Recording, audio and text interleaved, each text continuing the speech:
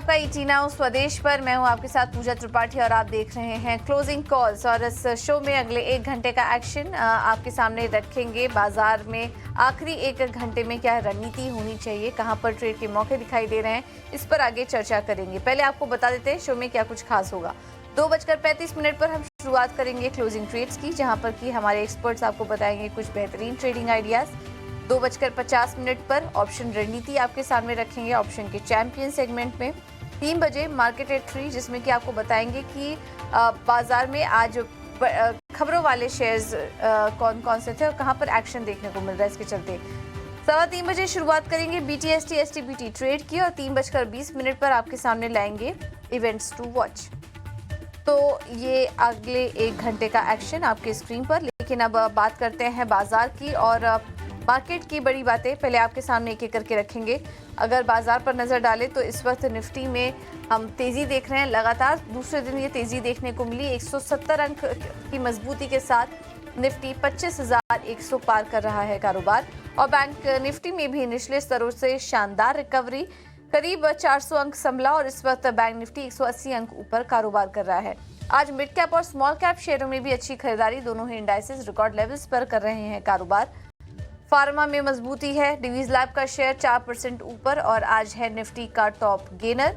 और इसके अलावा आईटी, पावर और रियल्टी शेयरों में भी आज हम अच्छी खरीदारी देख रहे हैं।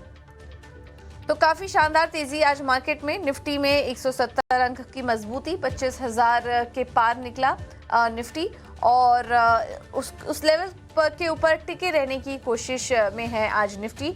बैंक निफ्टी की भी बात करेंगे तो शानदार तेजी, इस तेजी को आज लीड ही बैंक निफ्टी ने किया है। 51,200 के पार इस वक्त बैंक निफ्टी कारोबार कर रहा है। अच्छी खासी तेजी है। लेकिन आज जैसा कि हम सुबह बात भी कर रहे थे कि 25,200 ये काफ़ी इंपॉर्टेंट लेवल है। जब तक उसके पार नहीं निकलता और उसके पार टिके नहीं रहता तब तक एक नई तेजी, फ्रेश तेजी लाना मुश्किल है। और एक्सपर्ट यही कह रहे हैं कि इन स्तरों पर बीच बीच में करेक्शन और मुनाफा वसूली भी देखते रहेंगे। तो एक रेंज है जिस दायरे में बाजार कारोबार करेगा। तो आज की क्लोजिंग कहां पर होती है और बैंक निफ्टी से कितनी स्ट्रेंथ मिलती है, ये देखना काफी इंपॉर्टेंट होगा आज की क्लोजिंग में। डिवीज लैब है टॉप गेनर आज का 4% ऊपर। इसके बाद LTI माइंट्री में अच्छी तेजी है। भारती एयरटेल, विप्रो, HCL टेक, ये कुछ स्टॉक्स हैं जो अच्छी मजबूती के साथ आज कारोबार कर रहे हैं।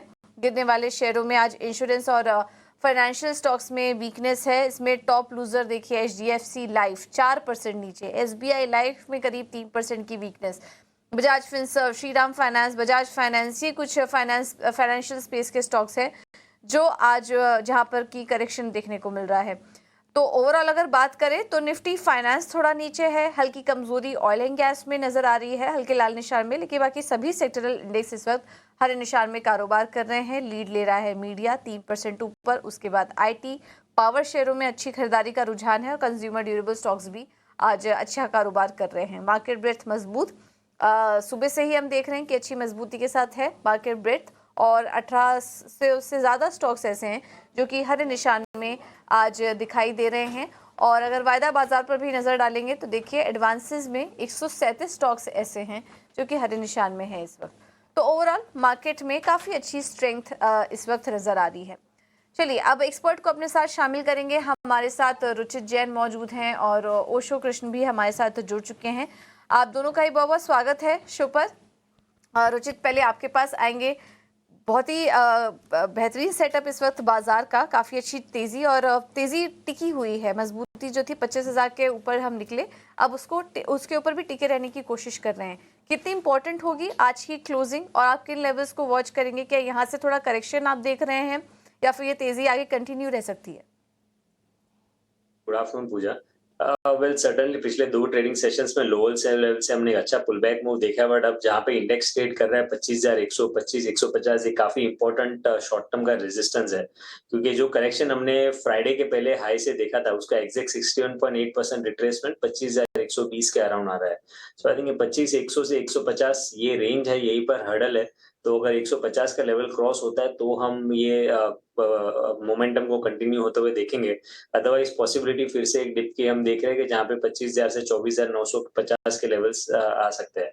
ओवरऑल देखें तो हमें लग रहा है कि शॉर्ट टर्म के पर्सपेक्टिव से मार्केट एक टाइम वाइज करेक्टिव फेज हम इंडेक्स के ऊपर देख सकते हैं कि जहाँ पे एक रेंज में कंसोलिडेट होगा, बट क्योंकि इंपॉर्टेंट सपोर्ट्स जो थे 40 डेज के एक्सपोनेंशियल मूविंग एवरेज निफ्टी ने नए ब्रेक नहीं किया है, तो कोई प्राइस वाइज सिग्निफिकेंट करेक्शन नहीं है। आप मार्केट ब्रेथ भी देखेंगे तो एक ट्रेडिंग सेशन फ्राइडे को छोड़ के ओवरऑल मार्केट ब्रेथ भी इतना खराब नहीं है।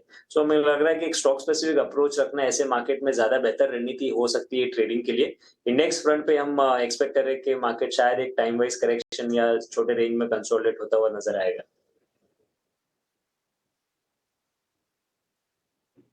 नहीं ठीक है, बात आपकी बिल्कुल ठीक है सर। ये पूरी तरह से एक रेंज के अंदर ही मार्केट है और ये रेंज 25,000 को बचाने की, 25,200 तक ले जाने की है। 24,800 एक मेगा सपोर्ट एरिया की तरह कन्वर्ट हुआ। उसने एक पैनिक वाला भी बटन को दबा के भी अपने आप को टेस्ट किया है। 24,800 नहीं ब्रेक हुआ। पूजा आपको ध्यान होगा, कल ही हम 24,800 का जिक्र कर रहे थे। 24,800 से आज आप 25 ऑलमोस्ट 100 पे आ गए हो, तो वो 2 लॉट ने ही आपको कमाल कर दिया। आपके लिए वो ज़्यादा दिक्कत नहीं आपको रखनी। आप देखो बैंक निफ्टी हम 50-500 पे खड़े थे जिस हमने आपके सामने बात रखी थी। आज हम 51,250 पे खड़े हैं, तो 700 पॉइंट की रिकवरी यहाँ से बैंक निफ्टी की भी आई हुई है। और हमने कल भी आपको नोटिस कराया था कि बैंक निफ्टी ठीक है, वो मजबूर है, उसकी दिक्कत है, लेकिन रिस्क रिवॉर्ड भी उसी के अंदर ही छुपा हुआ है। आपको बैंक निफ्टी के नीचे जाने के चांसेस कम है, ऊपर आने के चांसेस थोड़े ज़्यादा बनेंगे। लेकिन अभी भी ऊपर आए या नीचे आए है रेंज का मार्केट, इसलिए अभी आपको जो रुचित बात बता रहे हैं ना कि आपको रेंज में स्मार्ट बनना है, आपको बॉटम पे प्लस करना है और ऊपर पे काटना है। और एक और चीज़ बताओ, मैंने सुबह भी आपको डाटा के बेसिस पर ये बात बताई थी, मार्केट में रिटेलर चाहता ही नहीं कि ब्रेकआउट आ जाए। वो डाटा बता रहा है, ये मैं नहीं बता रहा। उनका बहुत अच्छा कंफर्ट है कि 24,800 पे माल मिल जाए, 51,200 पे काटे, क्योंकि 51,200 के ऊपर ना रिटेल नहीं आ पाता। उसको लगता है कि बाजार बहुत महंगा है, उसके पार्टिसिपेशन नहीं होती है, उसमें इंस्टीट्यूशनल आता है। वो तो अभी आ नहीं रहा, खैर अभी रुक गया है वो भी। तो 51,200 25,200 के ऊपर आके ना रिटेल्स को थोड़ा महंगा लगने लग रहा है मार्केट, इसलिए 24,800 पे उनका कंफर्ट ज़्यादा है। आपको बताऊं, जब बाजार गिर रहा था तब रिटेल की पार्टिसिपेशन बढ़ रही थी, और जब बाजार ऊपर आ रहा है रिटेल अपना माल वापस से खाली कर रहा है। तो रिटेल का नेचर हो गया है, और मैं बोलूँगा बहुत स्मार्ट और अच्छे निवेशकों का एक काम है कि इस तरह से रेंज को प्ले कर रहे हैं। इसमें प्रोफेशनल्स पहले काम करते थे, अब मेजॉरिटी हिस्सा ये काम कर रहा है। ये मार्केट के इंटेलिजेंस को भी शो कर रहा है कि इंटेलिजेंस अभी आई है ऊपर और लेवल्स के अकॉर्डिंग काम हुआ है। तो ये मेरे को एक बहुत अच्छा पॉइंट मैं रिटेल के लिए ढूंढ रखा हूँ, और मैंने सुबह भी आपको इसके बारे में जिक्र करके बताया था। ओशो कृष्णन हमारे साथ हैं, उनसे ज़रा शेयर्स की शुरुआत करते हैं। ओशो, पहले अपने शेयर्स बताइए, फिर हम और भी बहुत सारी चीज़ें इसी कार्यक्रम में रखेंगे आपके साथ साथ। सबसे पहले मार्केट के अंडरटोन को देखते हुए मेरा जो रिकमेंडेशन है दोनों ही लॉन्ग के तरफ है। सबसे पहला एफएमसीजी स्पेस से है जिसमें काफी स्ट्रांग ट्रैक्शन आया हुआ है। तो गोदरेज कंज्यूमर में देखें तो काफी अच्छे लेवल्स पे ट्रेड कर रहा है, बिल्कुल अपने ब्रेकआउट के आसपास है, 1500 के ऊपर काफी स्ट्रांगली सस्टेन कर रहा है। तो गोदरेज सीपी पे पहला बाई का रिकमेंडेशन है करंट लेवल्स पे, एंड हायर लेवल्स पे इमीडिएट बेसिस में 1580 तक के टारगेट्स हमें देखने को मिल सकते हैं। वहीं शॉर्ट टर्म ट्रेडर्स के लिए एडवाइस है कि आप 1460 का स्टॉप लॉस मेंटेन करके चलें। सेकेंड काउंटर जिसमें एक स्ट्रॉन्ग रिवर्सल देखने को मिल रहा है वो है सीईएससी। सीईएससी में देखें तो प्रीवियस 2 हफ्ते में थोड़ा करेक्शन फेज में था, बट कल अपने 20 डे एक्सपोनेंशियल मूविंग एवरेज से बहुत स्ट्रांगली टर्न अराउंड हुआ है। करेंटली 195-96 के जोन में ट्रेड कर रहा है। करंट लेवल पे एक्यूमुलेट करने की सलाह है, एंड मेरा एक्सपेक्टेशन है कि वापस से अपने हाइज को 208 से 210 के टारगेट को के हाइज को वापस से टेस्ट कर सकता है। सो 208 का टारगेट है शॉर्ट टर्म के लिए, एंड शॉर्ट टर्म ट्रेडर्स के लिए एडवाइजेबल है कि 189 का स्टॉप लॉस मेंटेन करें।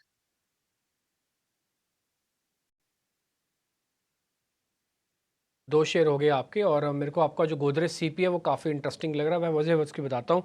एफएमसीजी शेयरों में दम है। एफएमसीजी के साथ क्या हो रहा है कि मार्केट को यहाँ तक लेके आने में एफएमसीजी का बहुत बड़ा रोल है। ये एफएमसीजी, फार्मा, आईटी, सुबह भी हम आपको तीनों सेक्टर्स नोटिस कराए थे पूजा, मेहमानों को भी ध्यान होगा।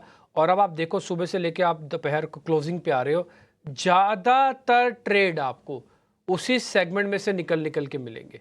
आज हम जब 12 बजे का शो कर रहे हैं तब भी यही हो रहा था। उसमें से भी हम जो लिस्ट बना रहे थे लॉन्ग की, कवरिंग की, अनवाइंडिंग की, सबकी, तो इन्हीं सेगमेंट से जुड़ा हुआ मैटर ढूंढ रहे थे। तो एक गोदरेज सीपी एक बढ़िया शेयर हो सकता है, 1580 तक का टारगेट है, 1460 का एक स्टॉप लॉस है। रुचित भाई आपके सौदे कौन से?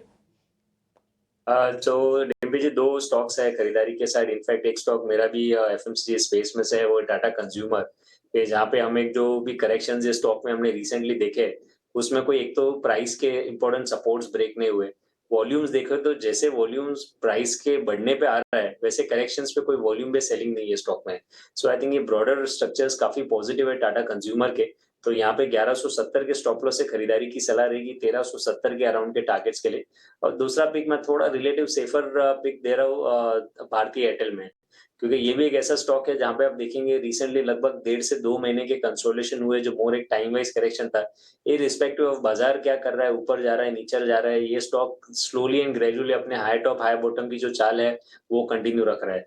अभी इनफैक्ट आप कल का लो भी देखेंगे तो स्टॉक अपने 20 दिन के मूविंग एवरेज, जो हम शॉर्ट टर्म सपोर्ट जिसे मानते हैं, वो शॉर्ट टर्म का 20 डेज का मूविंग एवरेज का सपोर्ट भी स्टॉक ब्रेक नहीं कर रहा है। सो आई थिंक ये काफी स्ट्रॉन्ग साइंस है। सो भारतीय एयरटेल में खरीदारी की सलाह है 1540 के स्टॉप लॉस से। I think slowly and gradually आप ये स्टॉक में 1650 के अराउंड के टारगेट्स एक्सपेक्ट कर सकते हैं।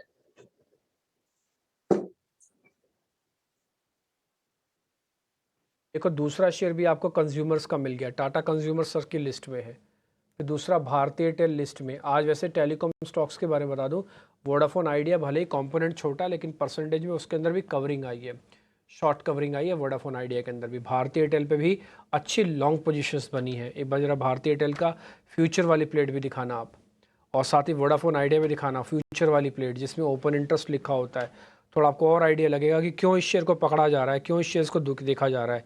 मैं आपको बताऊं, फिर से मैं रिपीट करता हूँ, कई बार आपको लगेगा कि मेरी बात मैं एक बार को बार बार क्यों बोल रहा हूँ, लेकिन एक चीज़ अच्छे से हमें जाननी होगी। जब तक बाजार रेंज का ब्रेकआउट या रेंज का ब्रेकडाउन नहीं करता, तब तक आप इंडाइसिस में तो डिप आए प्लस करो, ऊपर आए बेच दो। ये तो हो गया गेम वैसा।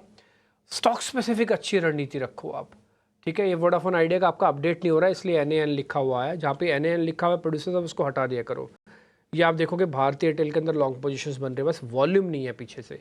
0.81 है। अमूमन टिपिकली कम वॉल्यूम पे काम भी करता है, एडिशन कम करता है, बट ठीक है, फिर भी प्राइस एक्शन है, वॉल्यूम थोड़ा लैग है, इसलिए थोड़ा देख के काम करना है। यानी कि आप भी अपने वॉल्यूम को कम बनाए रखना। जब सारी दुनिया वॉल्यूम कम कर रही है तो आप भी कम करो ना, ठीक। ओशो के शेयर्स आ गए, रुचित के शेयर्स आ गए। 4 शेयर आपने नोटिस कर लिए, स्क्रीन पे घुमा दो प्रोड्यूसर साहब, चारों के चारों शेयर। कोई आदमी अगर 1-1.5 मिनट लेट पहुंचा तब भी वो चारों शेयर समझ पाएगा। इन बिटवीन एक काम करते हैं, तेजस शाह को अपने साथ जोड़ लेते हैं, जेम फाइनेंशियल से हैं, वो आपको बताएंगे एक ऑप्शंस का ट्रेड। लेके आइए ऑप्शंस का ट्रेड भी।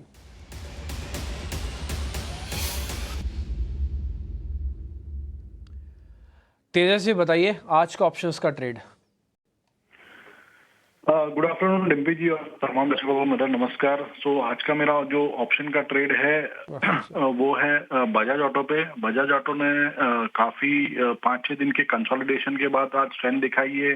10 डे एक्सपोनेंशियल मूविंग एवरेज का सपोर्ट लेके स्टॉक बाउंस कर रहा है। मुझे लग रहा है जो अभी प्रीवियस इसका जो स्विंग हाई था 11,150 के करीबन, वो रिटेस्ट हो सकता है। तो ऑप्शन के माध्यम से हम ये स्टॉक बाई करने का रिकमेंडेशन दे रहे हैं। इसमें आपको 11,100 का जो कॉल है सितंबर मंथ का, वो बाई करना है in the range of 150 to 160 के रेंज में।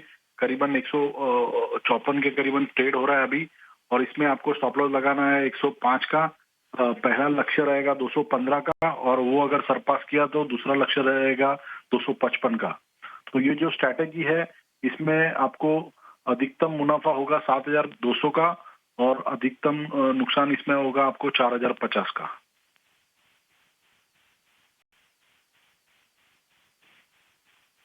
तो लॉस प्रॉफिट कैलकुलेट करके आपको दिया गया है 7,000 तक का प्रॉफिट, 4,000 तक का मोटा मोटी लॉस। और आपको अगर वो स्टॉप लॉस हिट होता है तभी हाँ 105 पे आपका स्टॉप लॉस लगा होगा। 150 से 160 का रेट डाल के सौदा लेना बजाज ऑटो का। और आपको स्ट्राइक सामने लिखी हुई है, आप एक बार जरा दिखाएंगे स्ट्राइक। 11,100 की स्ट्राइक है और इस शेयर चल रहा है करीब करीब 11,000 के आसपास का। तो near to at the money है, वैसे एग्जैक्ट एट द मनी नहीं, बट एट द मनी माना जाएगा। 215 255 तक के आपके टारगेट बनते हैं। ठीक है सर, बहुत शुक्रिया, thank you very much. Bajaj auto का शेयर वैसे भी आप परसेंटेज में देखोगे तो हैरान हो जाओगे देख के आप इसकी परसेंटेज। 1 महीने से लेके 1 साल तक का कोई भी परसेंटेज चेक कर लो, आपको यकीन भी नहीं होगा कि ये शेयर इतनी तेज़ से चल सकता है और आपकी आंखों के सामने से निकल गया, आपको पता भी नहीं चलेगा, इतनी स्पीड से गया और कोई हो हल्ला नहीं, शोर नहीं मार्केट के अंदर। ये आज का 1% दिखाओ, महीने का भी दिखाना और दिखाओ साल का भी दिखाओ, आप देख के आपको हैरानी हो जाएगी साल का परसेंटेज इसका रिटर्न देखोगे तो। आप दिखाना जरा प्रोड्यूसर साहब, जल्दी दिखाइए मंथ और ईयर का। ठीक है जी, आगे बढ़ जाते हैं। आगे कुछ एक और शेयर ज़रा चेक करवा लेते हैं और कुछ ज़रा नोटिस करते हैं। आज लॉन्ग शीट्स के अंदर क्या क्या हो रहा है, एक बार ज़रा वो आपके स्क्रीन पे लेके आते हैं और ज़रा उसको देखते हैं। लॉरस लैब, ठीक है, ये भी चला है आज लॉरस लैब के अंदर 30 मोमेंटम। और लॉन्ग शेयर्स के अंदर आपको दिखेगा इंडियन होटल्स। इंडियन होटल्स का इंट्राडे प्रॉफिट बुक कर लेना चाहिए ओशो। आज इसने सुबह सुबह इंडियन होटल्स प्लस किया है, तो हमारे 2 मेहमानों ने दिया था, वैशाली पारिक ने, फिर बाद में चंदन सर भी बोल के गए डेज हाई बंद कर रहा है, 28 रुपये है। आज का प्रॉफिट बुक करके निकल जाऊं बाहर या फिर रुकना भी? और सी ओवरऑल आज ही ब्रेकआउट आया है काउंटर में नियरली 665-70 के आसपास एंड अभी भी काफी हायर जोन को सस्टेन कर रहा है, वॉल्यूम के साथ बाइंग है। तो मुझे लगता है कि यहाँ पे एक और दिन हमें वेट करना चाहिए। नियर अबाउट 700 का जो रेजिस्टेंस है वो थोड़ा सा पड़ाव दिखा सकता है, बट मेरा मानना है कि जिस हिसाब से बाइंग आई है एंड जिस हिसाब से सस्टेनेंस है काउंटर में हायर लेवल्स पे, हमें एक दिन के लिए अपने पोजीशंस को कैरी करना चाहिए। 710 का टेक्निकल टारगेट आ रहा है जिस हिसाब का ब्रेकआउट आया काउंटर में, तो डेफिनेटली एक दिन के लिए हमें अपने पोजीशंस कैरी करने चाहिए। 688 का स्टॉप लॉस मेंटेन करें एंड 710 के टारगेट के लिए अपने पोजीशन को कैरी करें।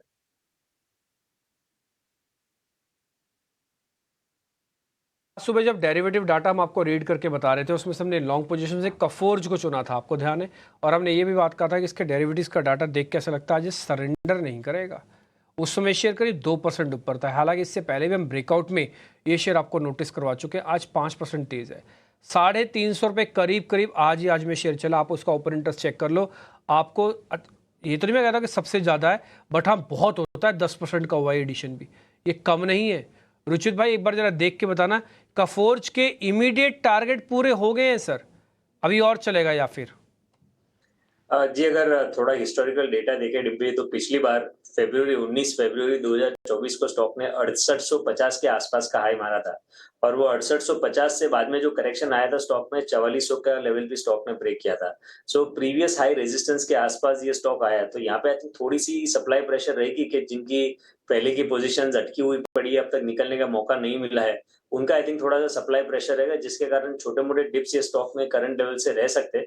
बट ओवरऑल ट्रेंड काफी स्ट्रांग है, क्योंकि अगर आप ओवरऑल वॉल्यूम्स देखेंगे प्राय ये आज के ट्रेडिंग सेशन में भी, तो डेली एवरेज के कंपैरेटिव में काफी अच्छे वॉल्यूम्स के साथ स्ट्रेंथ ये स्टॉक दिख रहे हैं। सो आई थिंक ये बाय एंड डिप्स की रणनीति, आई थिंक अगर फ्रेश बाइंग के लिए कोई देख रहे हैं तो ये स्टॉक में रहने चाहिए, चेज नहीं करना चाहिए अभी। लेकिन अगर अच्छे प्रॉफिट्स हो रहे हैं तो पार्शियल प्रॉफिट बुकिंग यहाँ पे करे, कोई डिप्स आते हैं स्टॉक में तो फिर से ये स्टॉक में एंट्री करने के लिए मौके ढूंढे। है तो ये है कोफोर्ज पर आए पार्शियल प्रॉफिट बुक करने की सलाह आपके लिए। चलिए अब पैनल पर हमारे साथ सनिया अग्रवाल भी जुड़ चुके हैं। सनिया, आपका बहुत बहुत स्वागत है शो पर। आपसे मेटल शेयर पर राय लेंगे, लेकिन उसके पहले दर्शकों के सामने एक रिसर्च लेकर आएंगे, क्योंकि मेटल शेयर में हम देख रहे हैं कि आज काफ़ी समय बाद एक अच्छी तेज़ी देखने को मिल रही है। इस तेज़ी के पीछे वजह क्या है बताने के लिए हमारे साथ विश्व मोहन जुड़ चुके हैं, जो कि कमोडिटीज़ को काफ़ी बेहतर तरीके से ट्रैक करते हैं, और उनसे समझेंगे कि आज मेटल शेयरों में तेज़ी की क्या वजह है। विश्व मोहन बताइए।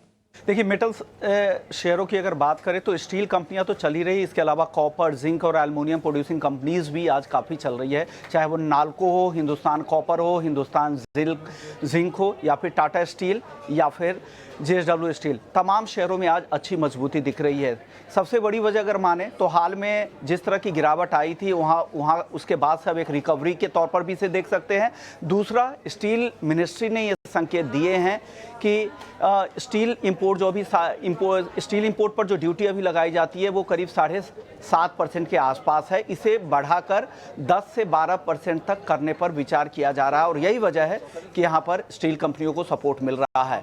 लेकिन जो इंटरनेशनल डेटा की अगर बात करें तो चाइना, जहाँ के एक्सपोर्ट्स के जो नंबर आए हैं वो मार्च 2023 के बाद वो सबसे बेहतर दिख रहे हैं, तो ट्रेड के जो नंबर्स हैं वो बेहतर दिख रहे हैं। साथ ही कुछ मेटल्स के, खास करके बेस मेटल्स में कॉपर के जो शंघाई एक्सचेंज है वहाँ के वेयर हाउसेस में वो कॉपर के स्टॉक कम होते जा रहे हैं, तो वो एक अच्छी खबर है जो सपोर्ट मिल रहा है और चीन की तरफ से डिमांड बढ़ने की संभावना है। तो दोनों तरह के फैक्टर्स काम कर रहे हैं। एक घरेलू बाजार में इंपोर्ट को थोड़ी कम करने की तैयारी है और इंटरनेशनल मार्केट में डिमांड का सिनेरियो जो बन रहा है वो भी सपोर्ट कर रहा है। साथ ही अगले हफ्ते यूएस में ब्याज दरें बढ़ने वाली है, उसको लेकर लग रहा है कि ग्लोबल ग्रोथ को उससे सपोर्ट मिलेगा। तो ये सारे फैक्टर्स हैं जो मेटल्स को आज के सत्र में सपोर्ट कर रहे हैं और अच्छी तेजी के साथ ज़्यादातर मेटल्स कंपनियों में आज कारोबार हो रहा है। जी बिल्कुल, बहुत बहुत शुक्रिया विष्णु मोहन आपका ये सब जानकारी देने के लिए। तो हम देख रहे थे पिछले काफ़ी समय से चीन और यूएस की तरफ से कमज़ोर मैन्युफैक्चरिंग के जो आंकड़े आ रहे हैं, अब ये एक आंकड़ा है जिससे कि थोड़ा कॉन्फिडेंस मिला। चीन का एक्सपोर्ट डिमांड में काफ़ी अच्छी तेज़ ग्रोथ देखने को मिली, उस आंकड़े से सपोर्ट मिला जिसके चलते आज हम मेटल शेयरों में अच्छी तेज़ी देख रहे हैं और चीन के डंपिंग पर भी सरकार की नज़र बनी हुई है, तो इस वजह से आज मेटल स्टॉक्स ऊपर हैं। सनी, अब आपके पास आएंगे, मेटल्स कैसे लग रहे हैं आपको? काफ़ी समय से ये पूरा सेक्टर अंडर परफॉर्म कर रहा था, लेकिन बीबी में ये जो जिस तरीके से डेटा पॉइंट्स आते हैं उसके बाद हम एक तेज़ी भी देखते हैं, कितनी टिकाऊ लग रही है आपको ये तेज़ी? क्या यहाँ पर थोड़ा मुनाफा वसूल लेना चाहिए या अब एंट्री लेने का समय आप देख रहे हैं मेटल शेयरों में?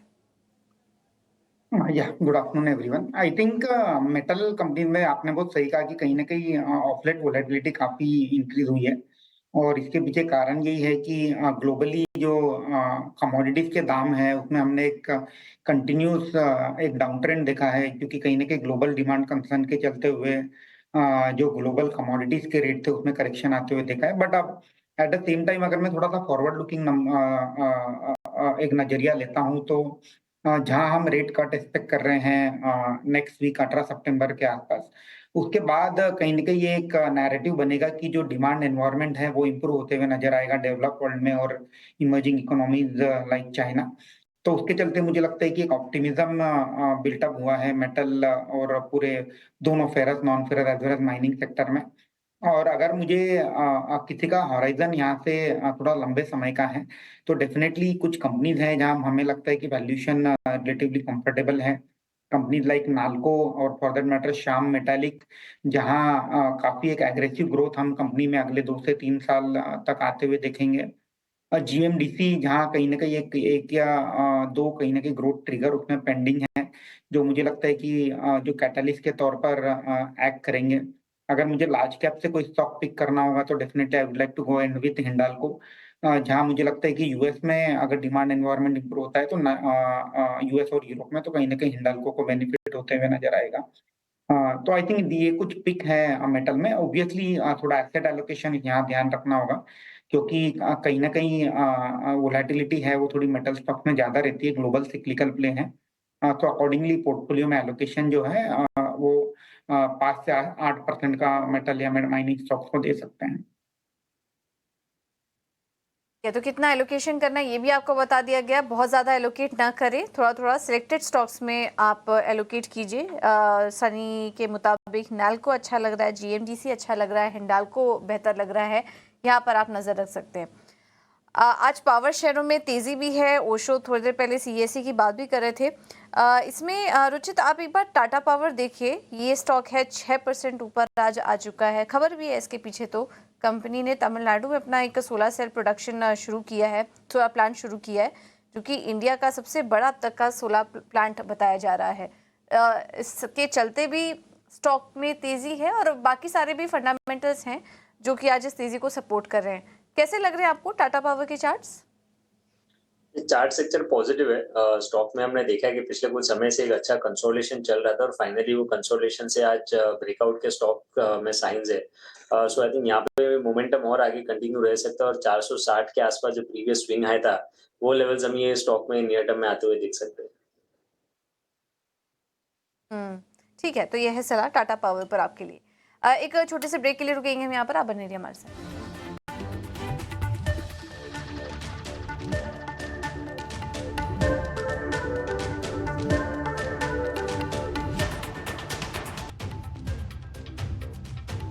स्वागत है आपका और अब हमारे साथ पैनल पर अक्षय भागवत जी भी मौजूद हैं। अक्षय जी, थैंक यू सो मच समय देने के लिए। जी नाउ स्वागत है। तो हम काफ़ी सारी चीज़ें हम आपके सामने रख रहे हैं धीरे धीरे करके, और उसमें से अगर आप कुछ पॉइंट्स देखेंगे तो आपको मार्केट वापस से दिखेगा। तो यहाँ पे 127 पॉइंट की बढ़त अभी भी है, 146 पॉइंट की बढ़त है। रिलायंस ने आज एफर्ट्स तो नहीं किया, क्या कल ये गैप अप करके एफर्ट्स कर सकता है? 2930 के आसपास है। एक बार जरा रिलायंस इंडस्ट्रीज़ पे अक्षय पी भागवत मेरे को स्क्रीन पे दिख रहे हैं। अक्षय जी बहुत बहुत शुक्रिया, थैंक यू वेरी मच। आज तो नहीं चला, कल चलेगा, गैप कर सकता है रिलायंस इंडस्ट्रीज़? जी गुड आफ्टरनून डिम्पी जी। तो रिलायंस में देखिए 2900 का एक काफी अहम सपोर्ट है। मल्टीपल टाइम से सपोर्ट रिस्पेक्ट करके रिकवर करा है रिलायंस ने। तो यहाँ सपोर्ट एरिया से 25-30 पॉइंट की और दूरी है। तो मेरे हिसाब से कुछ भी बाइंग पोजीशन रिलायंस में आपको बनानी है तो थोड़ा सा वेट करना जरूरी है, क्योंकि अभी भी जो सेटअप है थोड़ा सा नेगेटिव है। तो 2900 की वेट करे। अगर तो किसी के पास ऑलरेडी बाइंग पोजीशन है तो 25-30 रुपए की दूरी है तो होल्ड करे with a stop loss of 2880।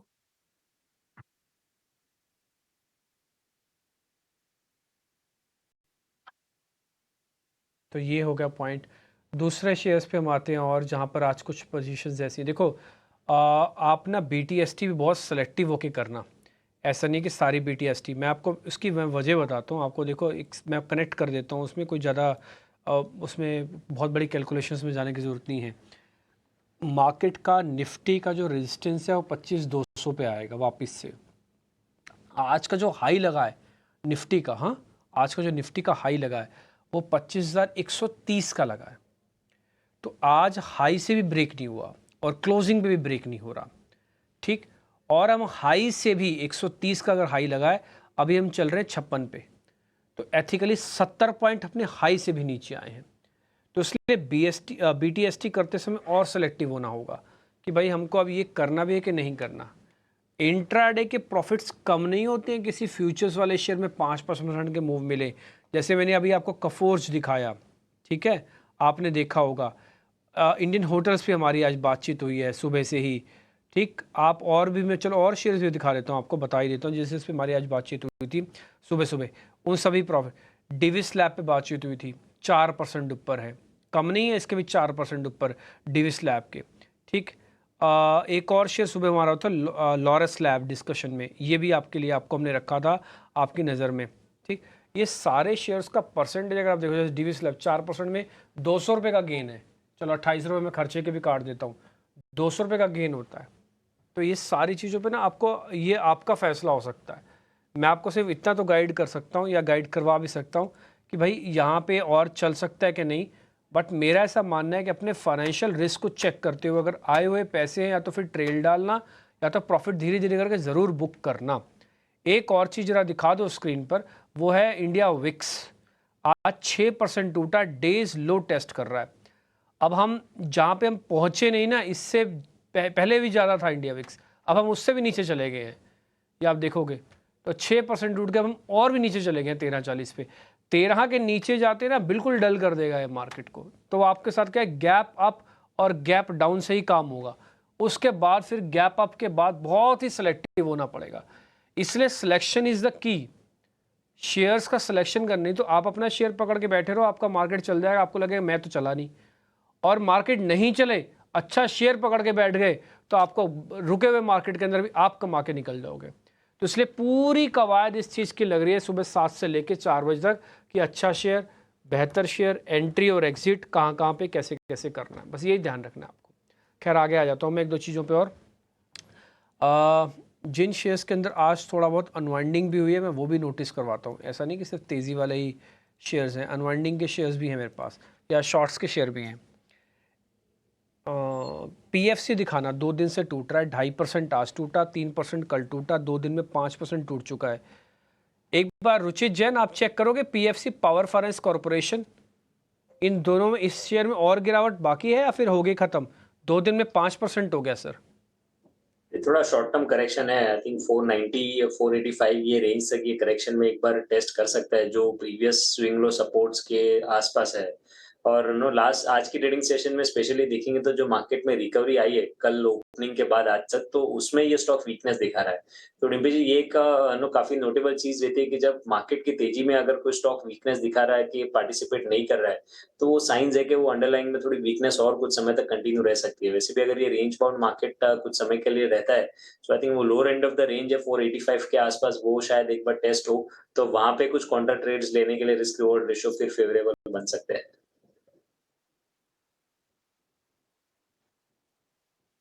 ठीक है, ये पीएफसी पे रिकमेंडेशन आप देख रहे होंगे। फार्मास्यूटिकल कंपनीज काफ़ी तेज़ी से चल रही हैं। असल में उसके पीछे खबर यूएस से कनेक्शंस की भी है। अमेरिका में जो बायो सिक्योरिटी एक्ट को मंजूरी से जो फार्मास्यूटिकल कंपनीज को बेनिफिट हो रहा है, उसमें से इंडिया का नाम भी बहुत ऊपर है। तो वो सारी कंपनीज जो अमेरिका में अपना बिजनेस करती हैं या अमेरिका से उनका बड़ा बड़ा बिजनेस आता है, वो सब के सब इम्पॉर्टेंट है। हालांकि ये पॉलिसी वाला मैटर है, इसको कई साल लगते हैं, कई महीने लगते हैं, लेकिन फौरी तौर पर खबर जब आती है कि चीन से जुड़ी हुई जो कंपनियां हैं उनको रोका जाएगा और नॉन चीन कंपनीज को शायद थोड़ा आगे बढ़ाया जाएगा, उसमें भारत का रोल कितना इंपॉर्टेंट है, पूरी कहानी समझ लेते हैं, पूरी खबर समझ लेते हैं। मेरे साथ वरुण दुबे जुड़ रहे हैं। वरुण जी, जरा बताइए पूरी खबर को। डेफिनेटली, तो जैसे कि आपने शुरू में ही कहा कि यूएस में ये जो बिल है बायोसिक्योर बिल, इसको पास कर दिया गया है और अच्छे थंपिंग मेजॉरिटी से पास किया गया है। 306 टू 81 वोट्स जो है वो यहाँ पे पास किया गया है। उस मेजॉरिटी से इस बिल को अगर आप देखें तो यूएस के हाउस में पास किया गया है। हालांकि अभी भी और 2 अप्रूवल लगेंगे, जिसमें एक सेनेट का अप्रूवल लगेगा, फाइनल अप्रूवल, उसके बाद ये लॉ बनेगा। लेकिन हाँ, फिलहाल जो पहला स्टेप था इसके तरफ वो ले लिया गया है। और इस बिल के तहत अगर आप देखेंगे तो जितने भी यूएस की कंपनीज थी उनको कहीं ना कहीं प्रतिबद्ध किया गया है कि चाइनीज़ बायोटेक कंपनीज जो है उनके साथ आप काम नहीं करेंगे। बेसिकली अगर आप देखेंगे तो नेशनल सिक्योरिटी के चलते इस तरह का कदम जो है वो यूएस में उठाना पड़ा है। हालांकि कंपनियों को 8 साल का वक्त दिया गया है, जिसके दौरान उन्हें धीरे धीरे अपना एक्सपोजर जो है वो चाइनीज़ कंपनीज पे कम करना पड़ेगा। और यहाँ 5 चाइनीज़ कंपनीज है बेसिकली, जिनका नाम इसमें स्पेसिफिकली लिया गया है, जिसमें BGI genomics, MGI tech, complete genomics, इसके अलावा और 2 और कंपनी है, उखाई एपटेक, बायोलॉजिक्स। ये वो कंपनीज है जिन पे कहीं ना कहीं इस बिल में इनका नाम सामने आया है। अब देखिए इसका इम्पैक्ट क्या है, क्योंकि ये जो कंपनीज है बेसिकली अगर आप देखेंगे तो यूएस की कंपनी से करीब 4-5 बिलियन डॉलर के आसपास का सालाना कामकाज जो है वो करती थी। तो इसके चलते दुनिया भर के बाजार में ये एक अपॉर्चुनिटी खुल जाती है और इसमें इंडियन कंपनीज जो है उनको भी फ़ायदा होगा, खासकर सीडीएमओ कंपनीज जो है उनको फ़ायदा होगा। हालांकि 2 से 3 साल का समय लगेगा कोई सिग्निफिकेंट इम्पैक्ट देखने के लिए, लेकिन हाँ, शुरुआत इसकी हो सकती है और पॉजिटिव शुरुआत जो है वो होगी। और इसमें सबसे ज़्यादा फायदा उन कंपनियों को होगा जिनका मैन्युफैक्चरिंग बेस इंडिया के बाहर है, खासकर यूरोप और यूएस में जिनका मैन्युफैक्चरिंग बेस है उनको सबसे ज़्यादा फायदा होते हुए नजर आएगा। जैसे कि पिरामल फार्मा हो गया, जुबिलेंट फार्मोवा हो गया, डीवी, सिंजिन, ये तमाम वो कंपनीज है जिसको इसका फ़ायदा होगा। तो पहली शुरुआत तो हो चुकी है, बिल पास हो चुका है और 2 हर्डल्स बाकी है, वो भी जिस दिन पास हो जाएंगे उस दिन ये बहुत बड़ा गेम चेंजर हो सकता है इंडिया फार्मा कंपनीज के लिए। इंडियन फार्मा कंपनीज को एक बड़े गेम चेंजर की उम्मीद भी है, होना भी चाहिए। अगर ऐसा होता है तो आप देखेंगे एक नए रूप में अपनी सारी कंपनीज निकल के आएंगी। देखिए मैं आपको एक एवरेज बताता हूँ, देश के अगर टॉप 5 कंपनीज फार्मास्यूटिकल की आप चुन लेंगे ना, उनका 60% बिजनेस यूएस से आता है। टॉप 5 कंपनीज का 60% बिजनेस यूएस से आता है। एक टाइम था जब मैं फार्मास्यूटिकल्स को कवर करता था, उस समय का डाटा बता रहा हूँ, अभी तो खैर थोड़ा और आगे पीछे हो गया होगा तो पता नहीं, लेकिन आप एवरेज भी पकड़ लें कि मान लो मैंने देश की 5 बड़ी कंपनीज को पकड़ा, उनका 50 से 60% बाहर से बिजनेस आ रहा है। तो अगर ये वो भी यूएस से आ रहा है, बाहर का मतलब यूएस से, हाँ, और वहाँ से आ रहा है, अगर वहाँ पे बिल चेंजेस हो रहे हैं जो कि चाइना एंटी और इंडिया प्लस के लिए काम होगा, तो फिर ये काम बन सकता है। सनी अग्रवाल, एक बार जरा इस खबर पे आपकी राय। है तो ये लॉन्ग टर्म वाला पॉइंट, हाँ, इसमें पॉलिसी सब कुछ बहुत सारी चीज़ें हैं और हम अभी कैलकुलेशन में है कि इंडिया के लिए बेनिफिशियरी है, कितना है ये तो पॉलिसी फ्रेमवर्क के बाद ही पता लगेगा। पता लगे हमारे ऊपर भी रिस्ट्रिक्शंस के साथ आया हुआ ये बिल है, तो जरा आपकी इंटेलिजेंस चाहिए इस पर, इसको कैसे कैलकुलेट करें। आई थिंक डिम्पी जी, सबसे पहले तो ये अपॉर्चुनिटी साइज की बात करते हैं तो काफी बड़ी अपॉर्चुनिटी है। अगर जो डेटा जो कह रहा है कि जो चाइना से एक्सपोर्ट होता है यूएस को तकरीबन $40 बिलियन का होता है और उसके सामने इंडिया का जो एक्सपोर्ट है आज के डेट में $4 बिलियन का है। तो अगर मैं इवन ये मान लेता हूँ कि 20% मार्केट जो है अगले 5 से 10 साल में इंडिया के पास शिफ्ट होगा एक्सपोर्ट का चाइना का, तो मोटा मोटी इंडिया का जो मार्केट है $4 बिलियन का, वो तकरीबन 10 से $12 बिलियन हो सकता है। तो इसमें कोई दो राय नहीं है कि स्ट्रक्चरली लॉन्ग टर्म में इंडियन फार्मा कंपनीज के लिए पॉजिटिव है। यह शॉर्ट टर्म के लिहाज से मुझे लगता है कि कहीं ना कहीं जो पॉजिटिव नैरेटिव है वो स्टॉक प्राइस में बिल्टअप ऑलरेडी हो चुका है। और ये जो बायोसिक्योर एक्ट की जो स्टोरी थी, ये पिछले कई 3-4 हफ्तों से मार्केट में ऑलरेडी एक्सपेक्टेड थी। और इसी के चलते हमने देखा था कि जो बेसिकली यूएस फोकस कंपनीज है, जैसे Syngene, specially on CDMO side, Syngene हो गया या for that matter Aarti pharma lab हो गया, ये कंपनी में ऑलरेडी हमने एक रैली ऑलरेडी पैन आउट होते हुए दिखी थी।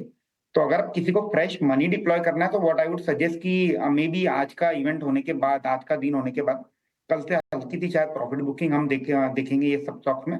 थोड़ा पुल बैक होने दीजिए, देन डेफिनेटली अगर किसी का हॉराइजन स्लाइटली लंबा है तो पोर्टफोलियो में ऐड किया जा सकता है।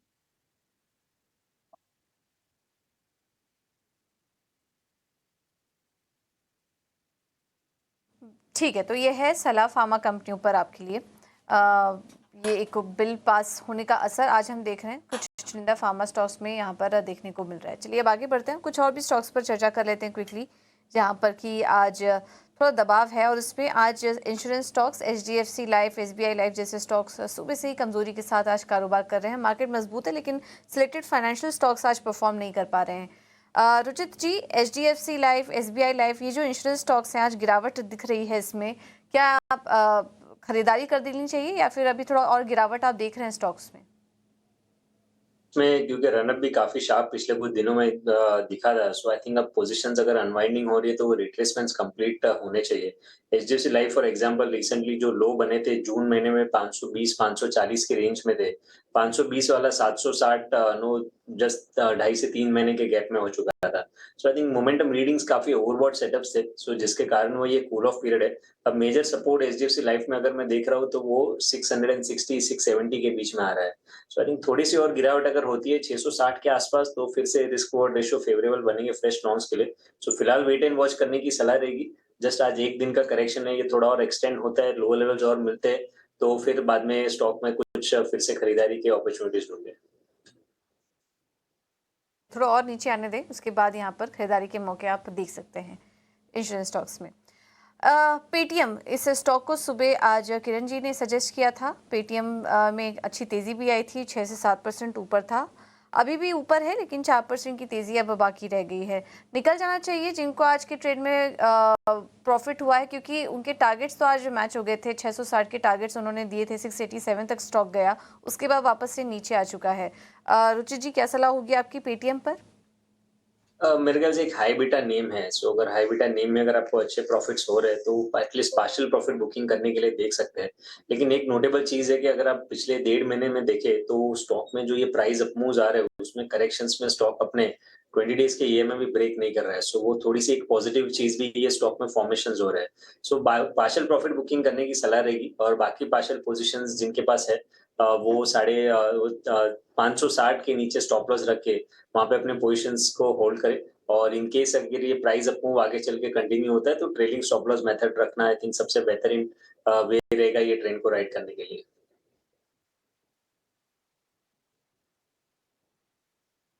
ठीक है, एक काम आपके लिए और करते हैं। देखिए, जैसे ये पेटीएम के बारे में भी जिक्र हुआ था आपको, तो आज सुबह भी हम किरण सर ने आपको दी थी कॉल, जैसे पूजा भी आपको बता रही हैं, तो आप ना बड़ा ही सिलेक्टिव रहिए। एक और चीज़ मैं बोलूँगा, ईटीएन ऑफ स्वदेश अगर आप देखेंगे ना तो वी बिलीव कि हम ज़्यादा शेयर्स ना रखें आपके सामने, बट जो रखें वो अच्छे रखें, साफ़ सुथरे रखें। उन शेयर्स के अंदर अगर थोड़ा भी दाएँ बाएँ होगा तो आपको कोई दिक्कत नहीं होनी चाहिए। आज की मार्केट की क्लोजिंग किसी भी तरह से हमको 25,050 के ऊपर चाहिए। अगर वो मिल जाती है तो बहुत अच्छी बात है, नहीं मिलती है तो ये जो स्ट्रगल है ये अभी थोड़ा और कंटिन्यू होगा। बोलेंगे सर 10-20 पॉइंट से क्या फ़र्क पड़ता है? 10-20 पॉइंट से ही फ़र्क पड़ता है। अगर 10-20 पॉइंट्स का फ़र्क नहीं पड़ता तो 51,500 बैंक निफ्टी का हम 4 बार देख चुके थे एक हफ्ते में, लेकिन फिर भी हमको छोड़ना पड़ा। फिर हमने 50,500 भी देखा, 1000 पॉइंट हमको जाना पड़ गया नीचे, वो सिर्फ 100 पॉइंट के चक्कर में। ये तो क्या होता है 51,000 के इंडेक्स के अंदर 100 पॉइंट की क्या वैल्यू है? वो तो जब सौदा प्लस करने पे जाएंगे तो कई बार पता लगे आप प्लस कर रहे हो, 100 पॉइंट तो ऐसे ही चल गया मार्केट, खरीदने में ही निकल गया। तो ये लेवल्स की बड़ी इंपॉर्टेंट है। खैर हम आगे बढ़ जाते हैं। अक्षय पी भागवत, जरा 2-4 शेयर आपसे मैं फटाफट पता करता हूँ। स्टॉक एक्सप्रेस करते हैं आपसे शुरू। जरा बताते जाइएगा इनमें क्या करना है, BTST STBT रखना है वगैरह वगैरह, जो भी आप इसमें बोलना चाहें। ठीक है सर, तो मैं पहले कुछ बड़े शेयर्स के साथ आ रहा हूँ। विप्रो, आज का प्रॉफिट बुक करूँ कि बना रहूँ सर इसमें? विप्रो जी, तो आईटी शेयर्स में काफी मजबूती है, बीटीएसटी कर सकते हैं, या अगर है आपके पास है तो होल्ड करना है। 515 का स्टॉप लॉस और ऊपर में टारगेट करीबन 540 तक। डिविस लैब, BTST करूँ या फिर इंट्राडे प्रॉफिट बुक करूँ? पोजीशन काफ़ी स्ट्रांग बनी हुई है OI के हिसाब से भी। डिविस लैब जी, तो बीटीएसटी भी कर सकते हैं, ऑल टाइम हाई के ब्रेकआउट पे है, पर स्ट्रिक्टली मॉर्निंग गेन्स के लिए ही बीटीएसटी करे। कैरी फॉरवर्ड सिर्फ पहले घंटे के लिए करना है कल। जिनके पास है ऑलरेडी तो उनको अपना स्टॉप लॉस ट्रेल करके 5250 तक लेके आना है, और कल मॉर्निंग एक बार खुलते खुलते स्टॉक देख के प्रॉफिट बुक करना है। वेदांता आज करीब 4% नीचे होगा, जरा दिखाना वेदांता। इसका बॉटम बन रहा है या फिर और टूटेगा सर? थोड़ा स्टेबिलिटी आने के लिए 430 435 ये रेंज आना जरूरी है नीचे के स्तर पे। तो 435 के रेंज में आता है तभी आप वापस इसमें बाइंग के पोजीशंस बना सकते हैं। ठीक है, एक शेयर सर और जरा चेक कीजिएगा। उस शेयर का नाम है Indian hotels. Intraday profit book करें या फिर अभी लेके जाऊं, इसको कैरी करके जाऊं? जी, इंडियन होटल्स बिल्कुल ब्रेकआउट है 675 पे, स्ट्रॉन्ग सेटअप है, मोमेंटम स्ट्रॉन्ग है। बीटीएसटी भी कर सकते हैं अगर आपके पास है। स्टॉप लॉस ट्रेल करना है 668। टारगेट एरिया कल के लिए 705 से 708 का होगा। ठीक है, कुछ शॉर्ट कवरिंग के शेयर आपसे पता करता हूं। टाटा पावर ने आज काफ़ी दम दिखाया है। टाटा पावर आज ही आज का गेम है या फिर निकल जाऊं, इसको BTST करूं? जी, ब्रेकआउट करा है 437 पे, तो पर यहाँ पे मैं कहूंगा बीटीएसटी से ज्यादा आप अगर पोजिशनल राय रखे एक हफ्ते भर का कम से कम, तो 470 तक जाने की क्षमता रखता है। तो होल्ड करे या बाय करे, बट कम से कम एक हफ्ते का होल्डिंग का यहाँ से आप स्टॉक में टाइम दे तो 470 आपको बनता हुआ दिखेगा। ठीक है, 1-2 मिनट के अंदर आपने काफ़ी सारे क्वेश्चंस का जवाब दे दिया। आप भी पानी पी लीजिए, मैं भी पी लेता हूँ। एक छोटा सा ब्रेक लेते हैं। जब ब्रेक के बाद वापस लौटते हैं तो कुछ एक और शेयर आपके सामने रखेंगे। BTST STBT वगैरह के फॉर्मेट भी हैं, और एक न्यूज़ वाला एक और एंगल भी आपके सामने लेके आएंगे। एक और खबर भी हमारे रिपोर्टर के पास है, वो भी आपको दिखाएंगे।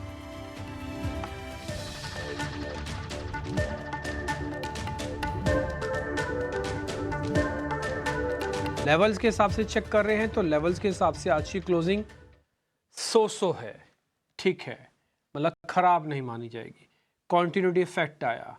दूसरा, 25,000 के ऊपर आप क्लोज करके जा रहे हो। कल आप 25,000 के नीचे क्लोज करके गए थे, तो नीचे और ऊपर का फर्क आ गया। अब बैंक निफ्टी 51,000 के ऊपर की क्लोजिंग थी, आज 51,000 में 200-250 पॉइंट और जोड़े हैं, तो ये एक फर्क आ गया। तीसरा, आज लीडरशिप वाले शेयर्स आपको वैसे ज़्यादा नहीं दिखेंगे इसके अंदर, बट उन्होंने नुकसान नहीं पहुंचाया, ये भी इंपॉर्टेंट बात है। एक और चीज़ जो मेरे को दिखी है, जो आपके कल काम आएगी, डाटा में भी काम आएगी, आप देखना, वो है ओपन इंटरेस्ट का बिल्डअप होना फ्यूचर्स वगैरह के अंदर। आज शॉर्ट कवरिंग से बाजार नहीं चल रहा, आज बाजार के अंदर लोग डेलिबरेटली सुबह खरीद रहे हैं, और मंदी वाले डेलिबरेटली कल बाहर गए। कल की जो तेज़ी थी मंदी वालों को बाहर भेजने की थी, आज की जो तेज़ी है वो लोगों को इनवाइट करने की तेज़ी है। इसलिए मार्केट ने अपने जो लेवल्स हैं ना उसको काफ़ी स्ट्रॉन्ग किया है 24,800 का। अभी आप निफ्टी के अंदर देख पा रहे हैं थोड़ी शॉर्ट कवरिंग हुई है। एक बार जरा फ्यूचर्स बैंक निफ्टी का भी दिखाओ, इसी तरह से बैंक निफ्टी का भी दिखाना। दोपहर 12 बजे तक दोनों के अंदर लॉन्ग पोजीशंस थी, लेकिन अभी क्लोज होते होते निफ्टी के अंदर कवरिंग आ गई है फिर से, यानी कि शॉर्ट्स ज़्यादा हट रहे हैं, लोग खरीद कम रहे हैं, बट बैंक निफ्टी के अंदर लॉन्ग पोजीशंस हैं। आप ओपन इंटरेस्ट और प्राइस दोनों का एक जैसा देख रहे हैं। चलिए एक दो शेयर जरा रुचिस और पता कर लेते हैं। रुचिस सर, कोई नोटिस किया आपने शेयर जो BTST STBT में देना हो आपको? तो डिम्पी जी, अपोलो टायर्स अच्छा लग रहा है BTST के पर्सपेक्टिव से। एक तो हम देखते हैं कि फॉलिंग क्रूड ऑयल प्राइसेस जब रहते हैं तो यूजुअली टायर स्टॉक्स में एक अच्छा मोमेंटम बिल्डअप होता है। इस बार अपोलो टायर्स में अब तक वैसे मूव आया नहीं है जो जनरली हम देखते हैं, और आज के ट्रेडिंग सेशन में जो लास्ट 2-3 ट्रेडिंग सेशन का कंसोलिडेशन का हाई क्रॉस किया है, सो आई थिंक यहाँ पे एक कैचअप मूव हम एक्सपेक्ट कर सकते हैं। तो BTST के पर्सपेक्टिव से 512 के स्टॉप लॉस से अपोलो टायर्स में खरीदारी करके जाने की सलाह रहेगी, 530 से 532 के अराउंड के टारगेट्स के लिए। मेरे को ही लेना है कि शरद को लेना है?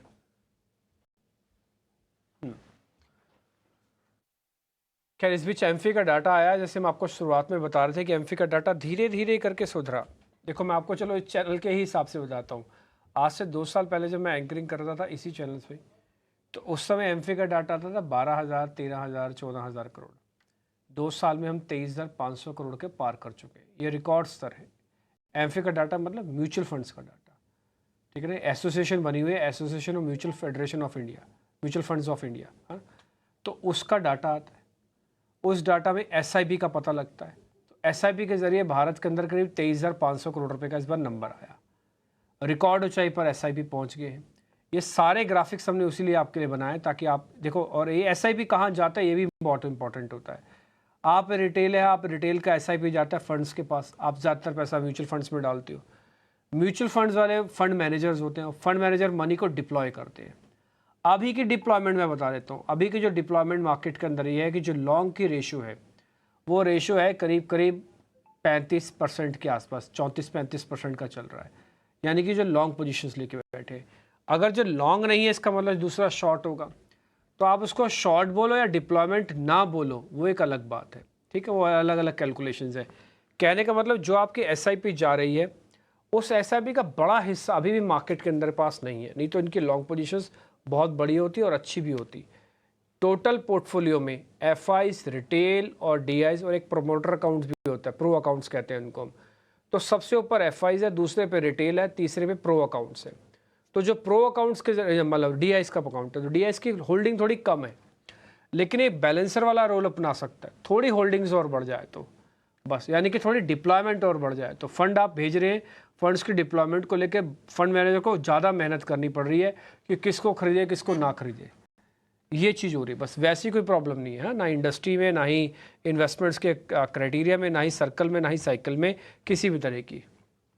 आगे बढ़ते हैं, एक छोटा सा ब्रेक ले लें वापस से। जब ब्रेक के बाद आएंगे तो सनी अग्रवाल से उनका कुछ एक इंटेक पूछेंगे, साथ ही ओशो भी है उनसे भी थोड़ा कुछ इंटेक लेंगे।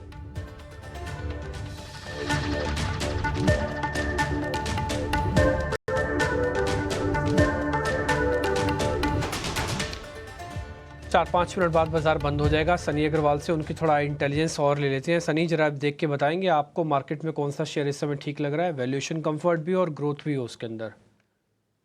या डिम्पी जी, मुझे एक शेयर जो अभी काफी टाइम मोमेंटम में भी था और अब कंसोलिडेशन मोड में है, PCBL Phillips carbon black limited. तो बेसिकली अगर आप देखेंगे कि जो क्रूड ऑयल के दाम कहीं ना कहीं करेक्ट हुए, उसका भी एक सीधा बेनिफिशियरी जो कार्बन ब्लैक बिजनेस है पीसीबीएल का, वो सीधा सीधा देखा जाता है।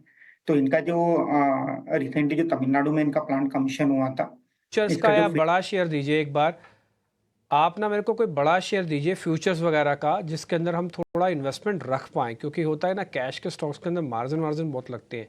आप मेरे को कोई फ्यूचर का शेयर दीजिए सर, कोई भी फ्यूचर का शेयर जो आपको नोटिस होता हो। 190 शेयर है।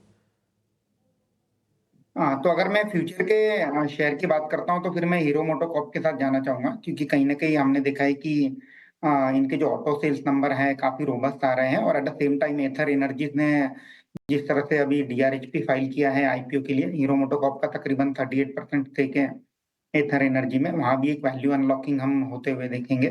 वैल्यूएशन के लिहाज से भी मुझे on a relative basis cheap लगता है। और सितंबर क्वार्टर में भी आने वाले, जो कि एक सवा महीने के बाद नतीजे फिर आना स्टार्ट होंगे, तो हीरो मोटोकॉर्प के नतीजे मुझे लगता है कि इस बार भी बेहतर ही होंगे। तो इसी के चलते हीरो मोटोकॉर्प को short to medium term portfolio में ऐड करना चाहिए।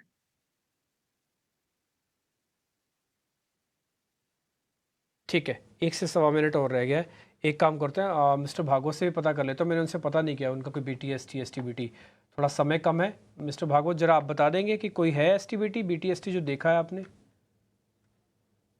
ऑटो बीटीएसटी कर सकते हैं, बहुत ही बढ़िया प्राइस सेटअप है। आज अगर आप डे ट्रेडिंग में भी गेन्स देखें, काफी सिग्निफिकेंट इंट्राडे गेन्स है। और मैं मान के चल रहा हूँ कि जो रिसेंट स्विंग हाई था 1125 का, 11,225 का, वो ब्रेक कर जाएगा बजाज ऑटो। तो बाय करना है, बीटीएसटी करना है, 11,200 तक आप टारगेट बना सकते हैं। और ये ट्रेड में आप 10890 ये स्टॉप लॉस बना के बाय कर सकते हैं। बजाज ऑटो पे थोड़ा ध्यान रख सकते हैं। वैसे भी आप ऑटो वाले शेयर्स पे हम नज़र रखेंगे भी। थोड़ी देर पहले आपको ध्यान है हमने एक बजाज ऑटो पे एक ऑप्शंस का ट्रेड भी देखा था। थोड़ी देर पहले हमको तेजस बता के गए थे एक ऑप्शंस का ट्रेड बजाज ऑटो पे, एक स्ट्राइक वगैरह थी, 7,000 का प्रॉफिट था, 4,000 का लॉस था। तो खैर वो सौदा भी आपने नोटिस कर रखा होगा, ऑलरेडी कन्विक्शन का नंबर आपको बजाज ऑटो पे आ ही गया है। एडवांस डिक्लाइन की रेशियो देखो आज अच्छी है। मैं एक एक करके आपको चेकलिस्ट करवाता हूँ। एडवांस डिक्लाइन बढ़िया 1790 शेयर हैं, ये बहुत अच्छे मार्जिन के साथ बंद हो रहा है। दूसरा 25,000 के ऊपर निफ्टी बंद हो रहा है पहली बार फॉल के बाद, हाँ फ्राइडे वाले फॉल के बाद। रीगेन कब किया? 48 घंटे के अंदर किया, सोमवार दिया और मंगलवार 2 दिन देने पड़े, 25,000 रीगेन हो गया, गुड थिंग। 25,200 आया था, ज़्यादा अच्छा होता।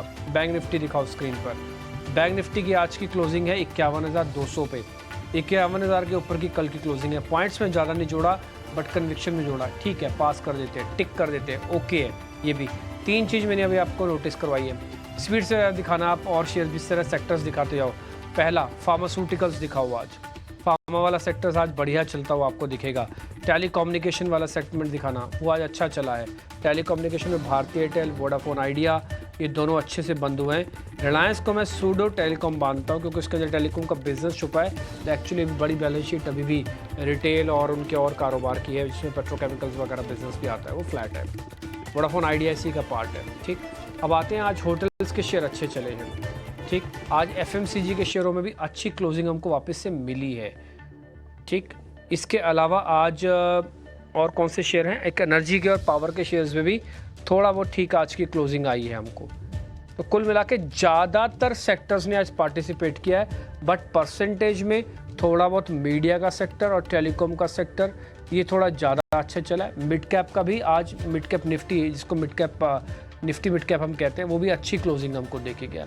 तो अगर मैं चेक एंड बैलेंसेस कर रहा हूँ सारी चीज़ों के अंदर, तो मेरे को समझ में आ रहा है कि आज ज़्यादातर चीज़ों का एग्रेशन था मार्केट के अंदर। तो ये देखते हैं कल क्या होता है। आज की जो क्लोजिंग है उसमें ध्यान देने वाली बात, ये 25,000 का लेवल और 51,000 के ऊपर बैंक निफ्टी की क्लोजिंग वापस से होना है। हम उसी जगह पर आ गए जिस जगह से वापस गए थे। बहुत शुक्रिया आपका अक्षय जी।